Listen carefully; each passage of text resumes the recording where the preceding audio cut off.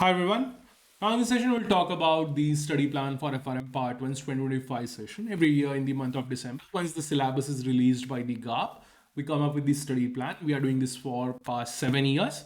And this study plan is like really loved by the students. So I really like to add more features in the study plan. Now the study plan is mainly the order of preparation which you must follow if you want to make sure your preparation is easier. Okay, so if you follow the raw structure of GAP's syllabus structure, where you have the book 1, 2, 3, 4, and if you go by the normal flow where you will start your preparation with the book 1, then book 2, book 3, and book 4, it will create a lot of problems in your preparation because the content you need to understand, book 1 is discussed in the book 2, 3, and 4, and to understand some content of book 4 you need to first check the book 1. Okay, these are the problems in the whole structure.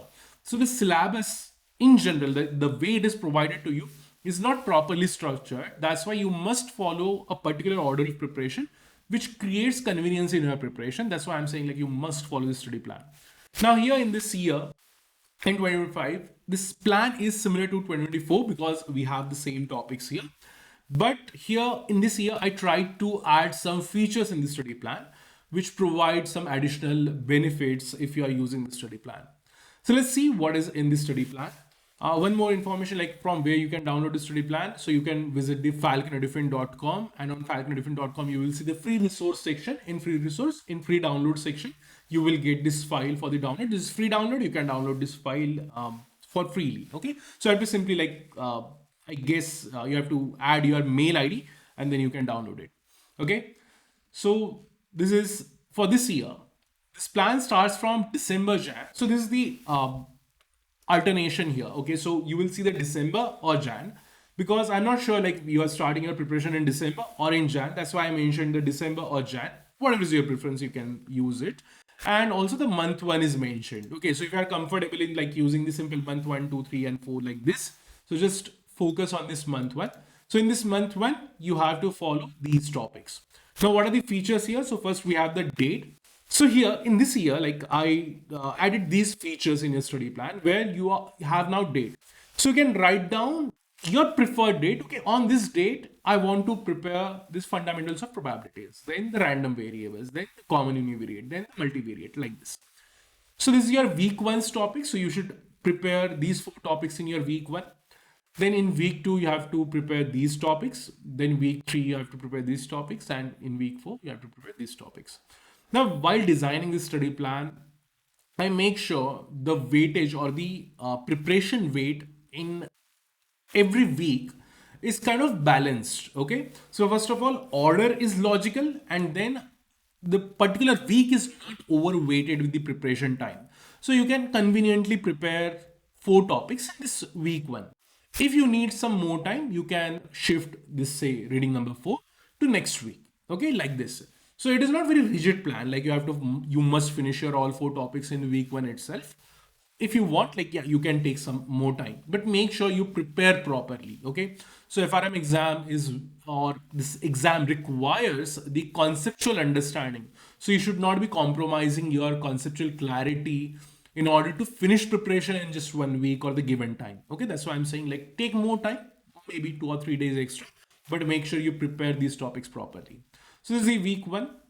Then we have the week 2 and week 3, week 4, and so on. So here you will also see week 1 and then W1, W2, W3, and W4. Here you will see W5, W6, W7, W8.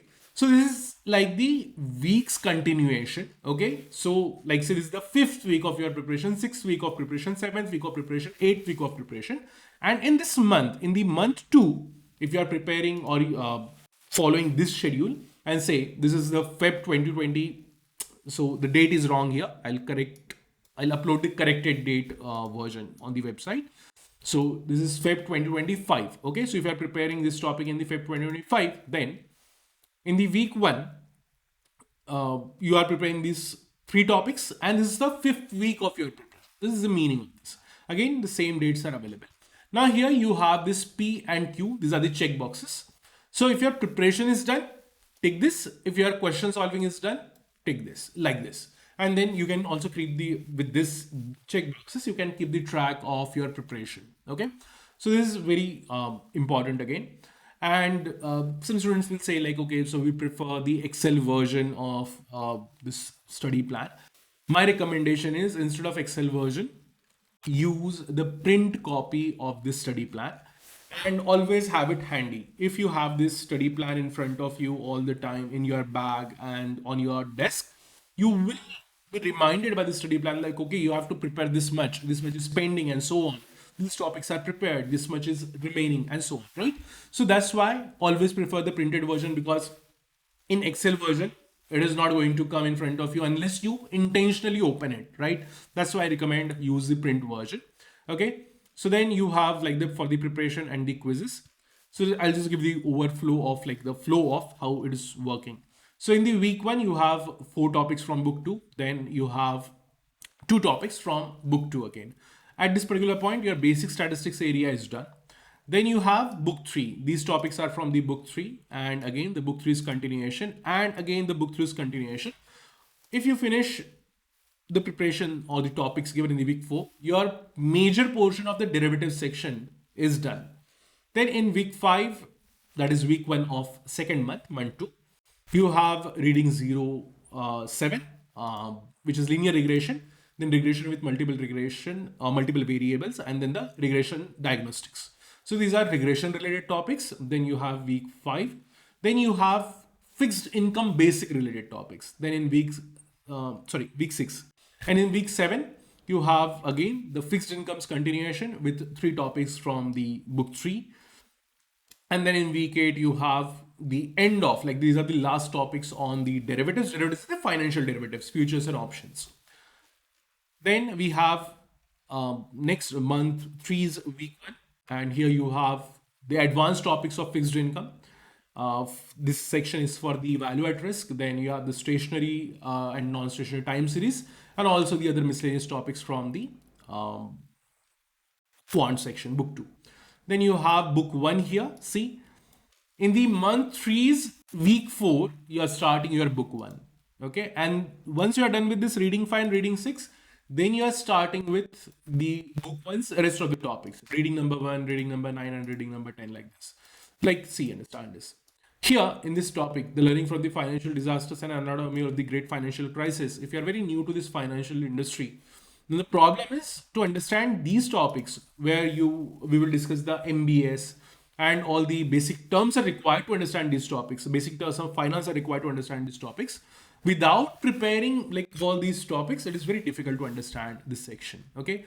And then financial disaster is like where you will see how the financial disasters happened because of various financial tools we have. And these tools are discussed in the book 3 and book 4, right? So without understanding the tools, if you directly jump on the financial disaster, which is from the book 1, it will create a problem.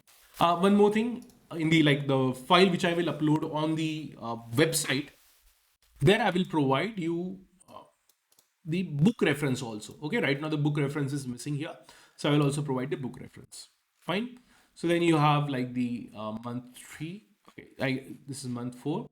Okay, and then you have the month 5. Okay, in the month 5, you have the revision schedule here.